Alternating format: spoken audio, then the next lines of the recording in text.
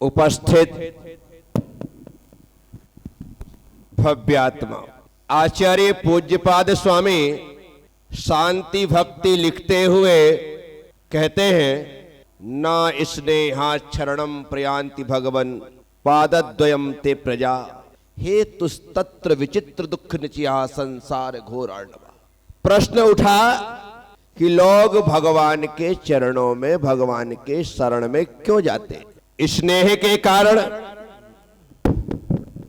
भगवान से प्रेम के कारण, या फिर अपनी स्वार्थ सिद्धि के लिए?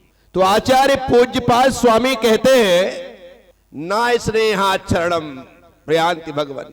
कोई स्नेह के कारण आपकी शरण को प्राप्त नहीं होता। जिस तरह से धूप से क्लांत व्यक्ति वृक्षों की छाया में इसलिए बैठता है ताकि उसे ताप से, संताप से राहत मिले, इससे ज्यादा और कुछ नहीं। मैं भगवान के चरणों में इसलिए जाता हूं क्योंकि मैं दुखी हूं, और दुखी हूं, मैं सुखी होना चाहता हूं, इसलिए हे प्रभु आपके चरणों में आया हूं। आपसे स्नेह वगैरह कुछ भी नहीं है। एक ही इच्छा है, मुझे दुख से मुक्ति मिले, सुख की प्राप्ति हो, बस। पेड़ के नीचे बैठने वाला तो छाया के लिए बैठा है, धूप से बचने के लिए बैठा है। कोई पेड़ काट दे तो उसको चिंता नहीं है, दूसरे पेड़ के नीचे बैठ जाएंगे। पेड़ों की कोई कमी है क्या? ऐसा सोच करके व्यक्ति उस पेड़ की रक्षा नहीं करता है। विचार करना कि हम जितनी देर मंदिर में हैं, जितनी देर भगवान की शरण में हैं, जितनी देर भगवान के सानिध्य में हैं, जितनी देर भगवान के चरणों में बैठे हैं, बैठने का कारण, बैठने की वजह, बैठने का रीजन क्या है? भगवान के पास आना तो प्रेम से आना। जब तक भगवान से प्रेम नहीं होगा तब तक प्रार्थना प्रकट नहीं होगी। भगवान से प्रेम करो। मीरा ने कृष्ण से प्रेम किया। मीरा और कृष्ण में 5000 साल का गैप है। कितना? 5000 साल पहले कृष्ण हुए और कृष्ण के 5000 साल बाद मीरा हुई। लेकिन प्रेम ऐसा कि जैसे कृष्ण सामने ही। प्रेम हो तो ये वर्षों की दूरी मायने नहीं रखती है। जो रिलाइज गुरु गौतम स्वामी ने किया, जो रिलाइज चंदनवाला और राजा सैनिक ने किया, वही अनुभूति, वही अनुभव हम भी कर सकते हैं, बशर्ते हमें उनसे प्रेम हो जाए। प्रेम होने पर पत्थर परमात्मा हो जाता है। प्रेम होने पर पत्थर परमात्मा हो जाता है। और प्रेम ना हो तो परमात्मा भी दो कौड़ी का होता है। भगवान महावीर के समय जो लोग थे, भगवान राम के समय जो लोग थे, भगवान कृष्ण के समय जो लोग थे, उस समय के लोग जो उनसे प्रेम करते थे वो जानते थे उनकी कीमत, और जो उनसे नफरत करते थे वो उनके सामने गालियां देने के लिए खड़े हो जाते थे, अस्त्र शस्त्र लेकर के खड़े हो जाते थे, मारने पर उतारू हो जाते थे। विचार करो, एक ही समय पर कृष्ण, एक ही समय पर दुर्योधन और एक ही समय पर अर्जुन, तीनों एक ही समय पर थे। अर्जुन ने हमेशा कृष्ण में भगवान देखा और दुर्योधन ने हमेशा कृष्ण में शत्रु देखा। दृष्टि आपकी, नजरिया आपका।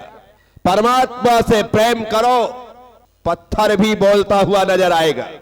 और प्रेम नहीं होगा तो परमात्मा भी सामने आ जाए तो वो भी तुम्हें पत्थर नजर आएगा। इसीलिए मंदिर आने वालों से, मंदिर जाने वालों से, भगवान का अभिषेक और पूजा करने वालों से, भगवान की सेवा और शुश्रूषा करने वालों से मैं हमेशा कहता हूं, परमात्मा से प्रेम करिए। इनके बिना मन ना लगे ऐसी दशा होनी चाहिए। कबीरा दुनिया जात का ढूंढत रहत कपास, जा दिन साधु ना मिले ता दिन होए उपास। कबीर ने लिखा, बोले मैं जाति से दुनिया हूं, जुलाहे थे कबीर, सूत काटते थे, कपड़ा बनाते थे। कबीरा दुनिया जात का ढूंढत रहत के पास। जाति से दुनिया तो थे, लेकिन परमात्मा के नाम की धुन भी उनके भीतर सवार थी। इसलिए कबीर दास जी लिखते हैं कि जिस दिन मुझे साधु संतों के दर्शन नहीं होते थे, उस दिन मुझे ऐसा लगता था कि जैसे आज मेरा उपवास हो। कैसा लगता था? उपवास। जिस दिन उपवास हो, शरीर शिथिल हो जाता है, शरीर की ताकत खत्म सी हो जाती है, चेहरे से ही दिखने लग जाता है कि अम्मा जी का आज उपवास है। चेहरे से पता लग जाता है। बिन खाए हुए का पिए का चेहरा और खाए पिए का चेहरा, दोनों में डिफरेंस है। इसलिए कहावत है, खाए के गाल और नहाए के बाल स्पष्ट दिखाई देते हैं। क्या? खाए के और नहाए के बाल साफ दिखाई देते हैं, किसने नहा लिया है या इसने खा लिया है। तो जा दिन साधु ना मिले ता दिन होए उपास। ये संभव कब है? जब प्रेम हो जाए। इतने लोगों में किसी को प्रेम का अनुभव हो, किसी ने किसी लड़के से या किसी लड़की से प्यार किया, किसी को हुआ, ये तो सामान्य सी प्रक्रिया है कि होती है। जिसने किसी से प्यार किया उसकी दशा देखना। जिससे वो प्यार करता है, उसकी एक झलक देखने के लिए घंटों सड़क पे खड़ा रह सकता। एक बार दिख जाए बस कमाल हो। अरे क्या कर लेगा देख के भाई? दूर से ही देख ले, वो भले ना देखे, मैंने देख लिया। विचार करना, जिनका अनुभव है उनकी बात कर रहा हूं, जिनका नहीं है वो तो क्या जाने बेचारे प्यार क्या होता है। हंसने की बात नहीं है, समझने की बात है। मैं तो लौकिक उदाहरण देकर के तुम्हारे आध्यात्मिक जगत में तुम्हें प्रवेश करवाना चाहता हूं। एक लड़की को जरा सा आप दूर से देख लो, तबीयत गार्डन गार्डन हो जाती है। यार मजा आ गया, आज कितने सुंदर कपड़े पहने, कितनी अच्छी लग रही है तो वही। लेकिन प्यार है इसलिए वो हर चीज में हर हाल में सुंदर दिखाई दे। सपोज करो वो आपको देख करके इस्माइल दे दे, अरे बाप रे, जन्नत ही मिल गई अब तो। आज तो उसने मुस्कुरा दिया, इसका मतलब वो भी मुझे प्यार करती है, ऐसा लग रहा है। इसके बाद यही कभी 2 मिनट बात हो जाए तो फिर कहना ही क्या। यदि जरा से हाथ का स्पर्श हो जाए फिर कहना ही क्या। विचार करिए, जरा सा शारीरिक प्रेम प्यार होता है तो व्यक्ति पूरा रोमांचित हो जाता है, उसकी दुनिया एकदम परिवर्तित हो जाती है। मैं लोगों से कहता हूं, जैसे उन प्रेमी प्रेमिकाओं को अपने प्रेमी प्रेमिका को देखने में सुकून मिलता है, वैसा ही जिस दिन परमात्मा से प्रेम हो जाएगा, एक झलक पाने के पश्चात जो तुम अनुभव करो वो अद्भुत होगा। तुम्हें लगेगा कि वाकई में आज परमात्मा का दीदार हुआ है, आज परमात्मा का साक्षात्कार हुआ है। प्रेम होने पर ही वह स्थिति बनती है। अभी तो कब दर्शन हो जाते हैं पता भी नहीं चलता है। हम आए और निकल गए, हो गए दर्शन। तो दर्शन तो रोज किए, लेकिन कौन किसके कर रहे हैं पता ही नहीं। साथियों, प्रेम करिए, देख करके ही सुख मिल जाएगा। प्रेम गहरा होगा तो लगातार उनके सामने बैठ करके देखने की इच्छा होगी। इतना ही नहीं, उनका अभिषेक करने का मन करेगा, उनका प्रक्षाल करने का मन करेगा, छूने की इच्छा होगी। भगवान की जितनी भी मूर्तियां हैं, जितनी भी मूर्तियां हैं, सभी मूर्तियों में हल्की सी इस्माइल है। बोलो हाँ या ना? हल्की सी इस्माइल। क्यों? क्यों? सिर्फ इसलिए क्योंकि जिससे तुम प्रेम करते हो उससे तुम सिर्फ एक हल्की सी इस्माइल की ही इच्छा रखते हो कि मुस्कुरा दे। जिस परमात्मा से तुम प्रेम करो और परमात्मा की मुस्कुराहट तुम्हें मिल जाए तो लगे कि सब कुछ मिल गया। छोटा सा बच्चा होता है ना, हर घर में बच्चे होंगे, छोटे छोटे बच्चे होते हैं। उन बच्चों को खिलाने का एक मजा अलग ही होता है।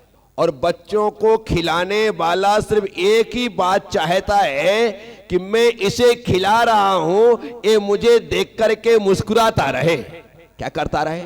बच्चा इस्माइल देता है, मुस्कुराहट देता है, आपको खिलाने में मजा आता है। और बच्चा यदि रोने लग जाए तो 1 मिनट 2 मिनट तो तुम ऊपर नीचे करके उसे छुपाने की कोशिश करोगे, लेकिन यदि वह बच्चा रोना बंद नहीं करता है तो सीधे उसकी मम्मी से कहोगे ले संभाल।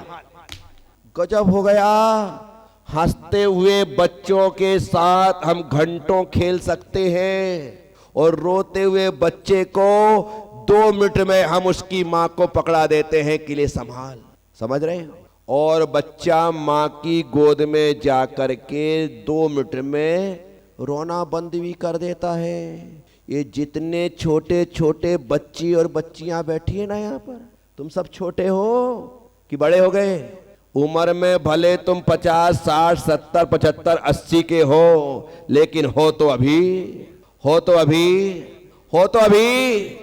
इसलिए तो रो रहे हैं हम सब लोग। इस संसार में भ्रमण करते हुए कौन है ऐसा जो हंसता हुआ है? सभी लोग रो रहे हैं।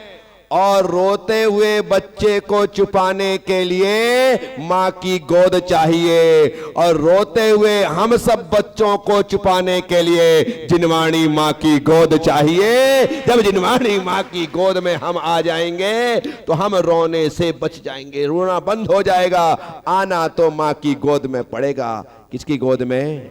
किसकी गोद में?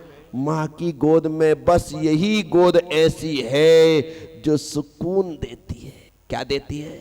सुकून देती है। लेकिन इस सभा में मैं पूछूं कि कितने लोग हैं जो कि मां की गोद में हैं, अर्थात रोज स्वाध्याय करते हैं।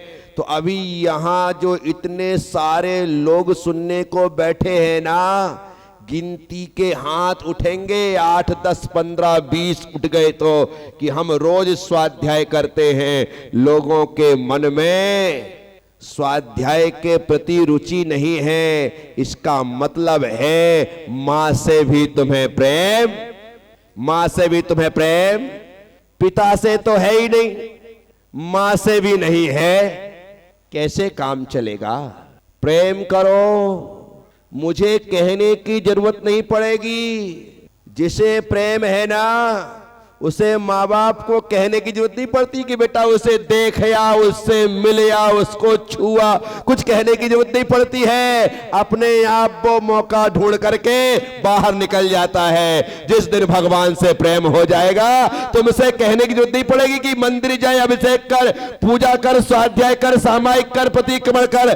कहने की आवश्यकता ही नहीं है। तुम्हारे मन में प्रेम है तो तुम तो मौका देखोगे और भगवान के चरणों में पहुंच जाओगे। इसीलिए प्रेम करिए। क्या करिए? और जिसे प्रेम होता है ना, उसके पास प्रतीक्षा की ताकत होती है। वो घंटों खड़ा रह सकता है, धूप में, ठंड में, बारिश में, घंटों बिल्कुल बेचैनी नहीं होती। खड़ा है, खड़ा है, खड़ा है। अरे भाई क्यों खड़ा है? तू नहीं समझेगा, तू नहीं समझेगा क्यों खड़ा है। गजब हो गया। बस जिस दिन उनसे प्रेम होगा, फिर घड़ी देखने की आवश्यकता नहीं पड़ती है। घंटों घंटों परमात्मा के चरणों में गुजर जाते हैं, पता भी नहीं चलता है। सिर्फ प्रेम होने पर घंटों प्रतीक्षा की जा सकती है। आपने रामायण के एक पात्र सबरी का नाम सुना होगा। सुना है कि नहीं सुना? कौन थी सबरी? कौन थी? भीलनी थी। नहीं, आप लोग बराबर निर्णय कर लो, उसके बाद बता देना। भीलनी तो सैकड़ों नहीं हजारों थी, हजारों हैं और हजारों होंगी। लेकिन वो सबरी जिससे कहा गया था एक दिन तेरे द्वार पर भगवान आएंगे। क्या कहा गया था? एक दिन तेरे द्वार पर, एक दिन तेरे द्वार पर और इस बात पर उसे अटूट सिद्धांत था, उसे अटूट सिद्धांत था कि यदि कहा गया है कि एक दिन तेरे द्वार पर भगवान आएंगे तो यह बात सत्य है। जब तक भगवान नहीं आएंगे तब तक मेरी सांस नहीं टूटेगी। और इस प्रतीक्षा में सबरी रोज फूलों का चयन करती, रास्ता सजाती, भगवान का इंतजार करती। ऐसा करते करते करते करते 2-4 महीने नहीं, सालों निकल गए। क्या क्या सालों निकल गए, लेकिन सबरी निराश नहीं हुई। सबरी सबरी सबरी निराश नहीं हुई, रोज भगवान की प्रतीक्षा करती। उस रास्ते से निकलने वाले साधु संत जब उसके द्वारा भगवान के लिए सजाए गए रास्ते से चलते थे तो वह नाराज होती थी कि ये रास्ता मैंने आपके लिए नहीं, अपने श्री राम के लिए सजाया है, हट जाओ।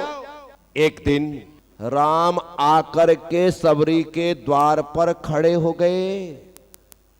सबरी के द्वार पर रोज की आदत की वजह से सबरी श्री राम से कहती कि हट जाओ, ये रास्ता मैंने आपके लिए नहीं, अपने राम के लिए सजाया है। किससे कह रही है, किससे कह रही है? राम से, हट जाओ, ये रास्ता मैंने राम के लिए सजाया है। तब लक्ष्मण कहते हैं मां, आंख उठा करके तो देखो, जिनके लिए तुमने रास्ता सजाया है, फूल बिछाए हैं, आज वो श्री राम तुम्हारे द्वार पर खड़े हैं। जैसे ही सबरी आंख उठा करके देखती है, भगवान श्री राम उसके सामने खड़े हैं।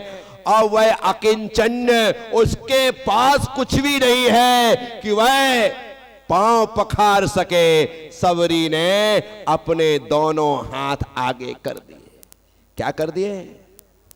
स्वर्ण पात्र नहीं था, रजत पात्र नहीं था, ताम्र पात्र नहीं था, काष्ठ पात्र नहीं था, कोई पात्र नहीं थे। हाथ आगे कर दिए, कर पात्र को आगे बढ़ाया, और जैसे ही कर पात्र आगे किए, भगवान श्री राम ने अपने दोनों चरण उसके कर पात्र पर रख दिए, कर पात्र पर रख दिए। अब देखो, हाथ नीचे, पैर ऊपर, सबरी नीचे सिर झुका करके है, ऊपर भगवान सबरी पर दृष्टि टिका करके खड़े हैं। और यहां पर ना गंगा का जल है, ना सरयू का जल है, ना सिप्रा का जल है, ना नर्मदा का जल है, ना किसी सरोवर का जल है, ना किसी कुएं का जल है। ऐसी स्थिति है, लेकिन उसके पास नयन जल है। कौन सा जल है? नयन जल है, अश्रु जल है। वह अपने हाथ को पात्र बना करके भगवान के चरणों को उसमें स्थापित करके अपनी अश्रुओं की धार से भगवान के पाद प्रक्षाल कर देती है। ये दुनिया में ऐसा पाद प्रक्षाल पहली और अंतिम बार हुआ जो सिर्फ प्रेम के जल से भगवान के चरण धोए गए। साथियों, मैं लोगों से कहता हूं, इतने दिन से मंदिर जा रहे हो, कभी भगवान के चरणों का प्रक्षाल अपनी आंखों के जल से किया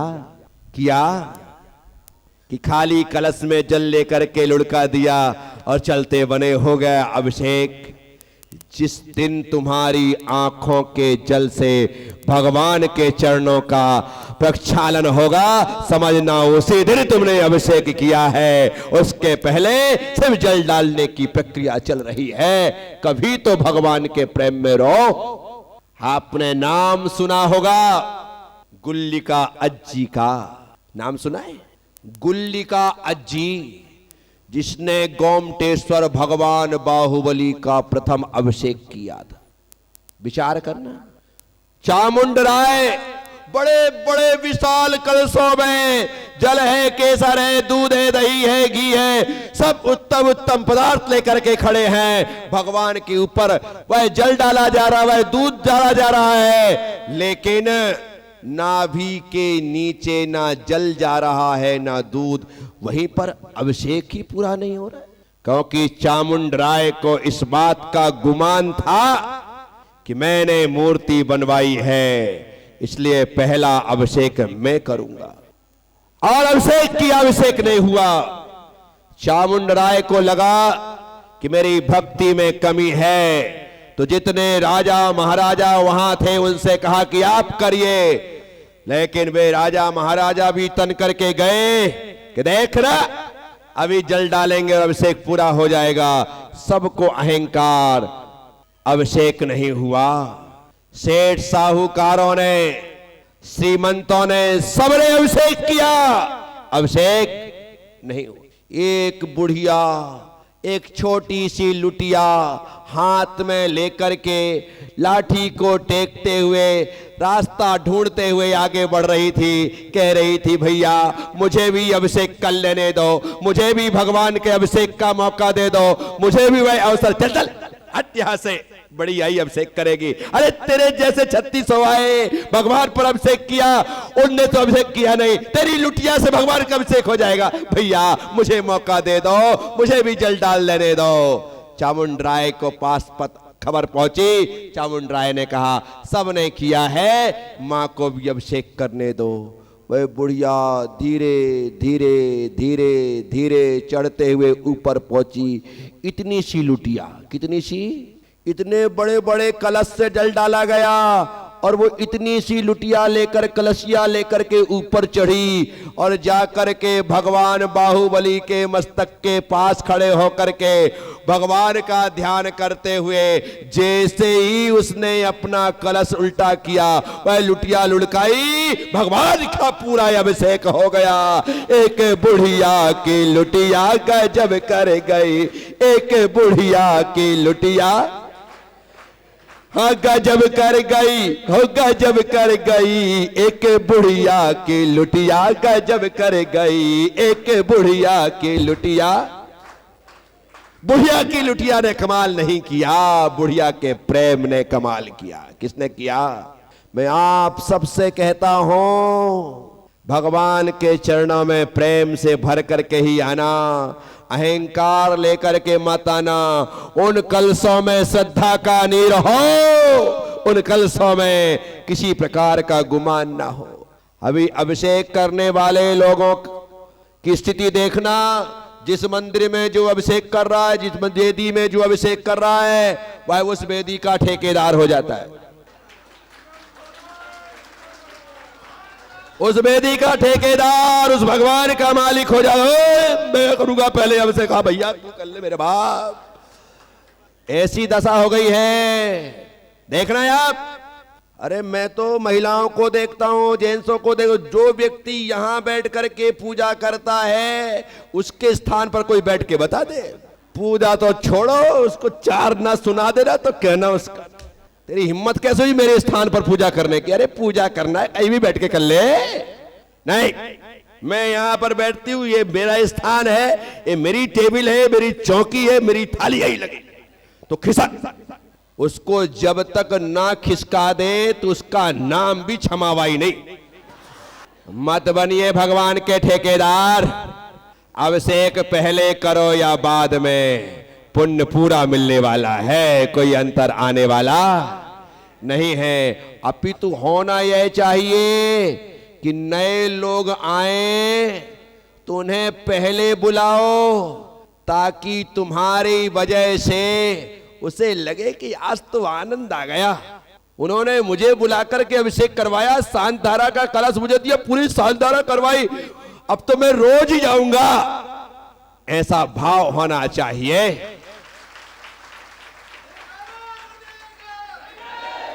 मैं रोज देखता हूं, यहां नहीं, मैं रोज देखता हूं पूरे देश में।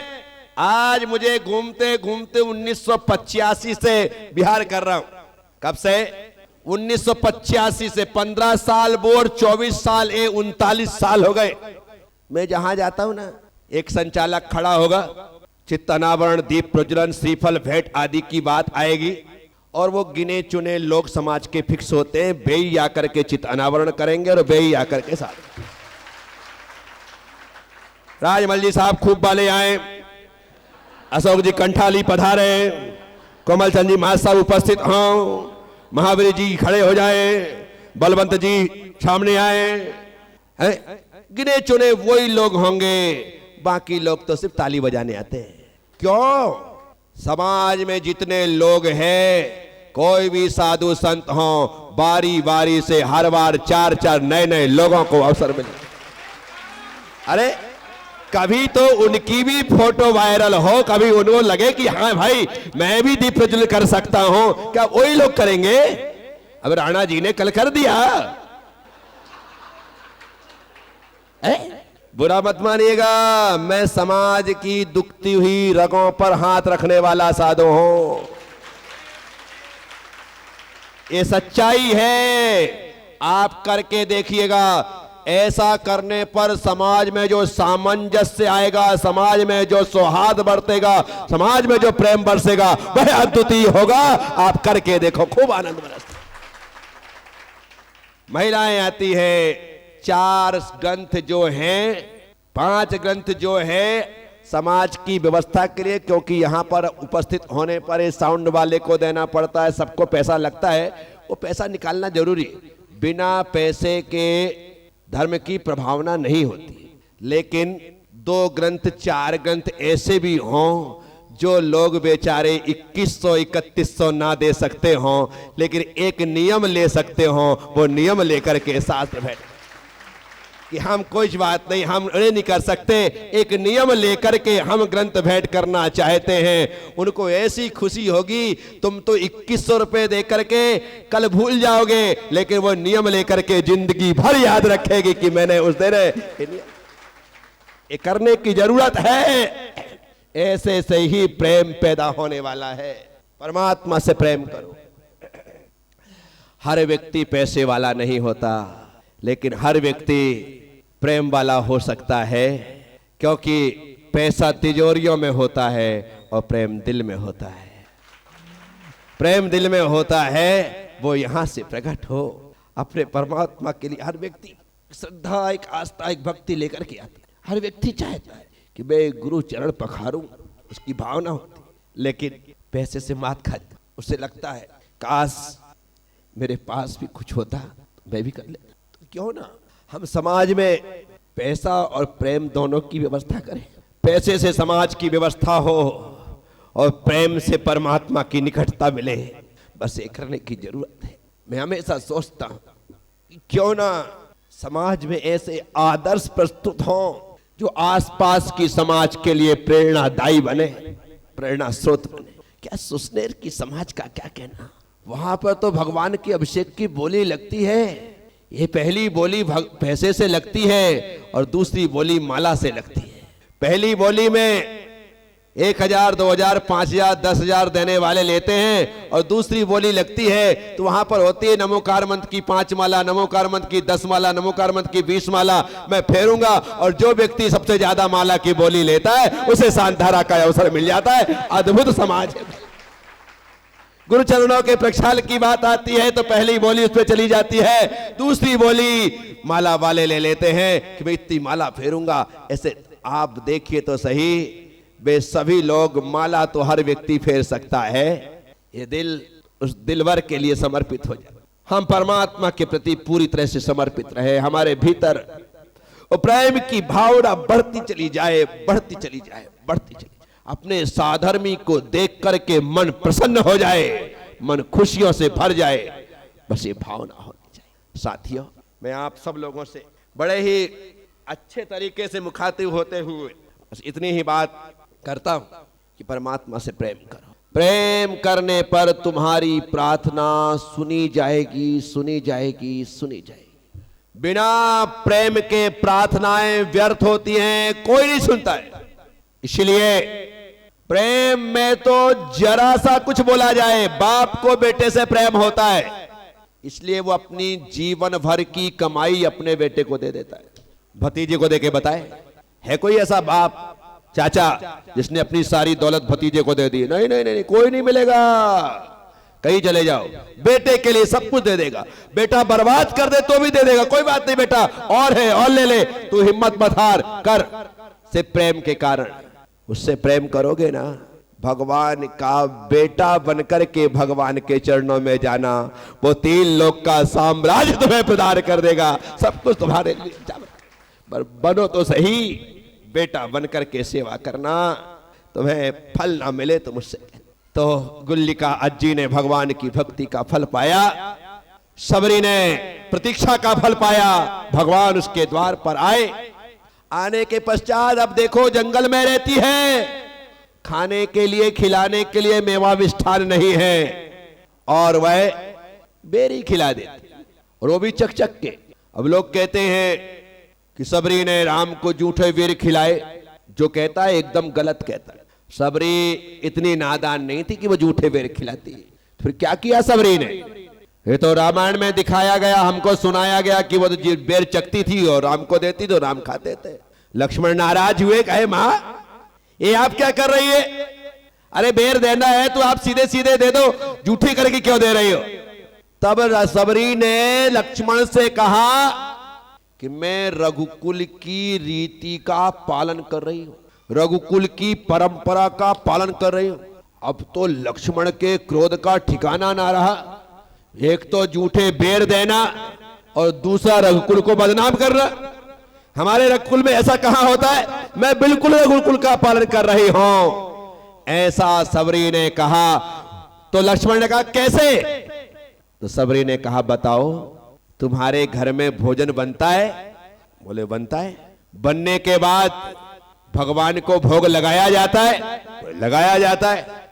क्या भोग लगाने के पहले खा लेते हो? बोले नहीं, भोग लगाने के बाद ही खाते।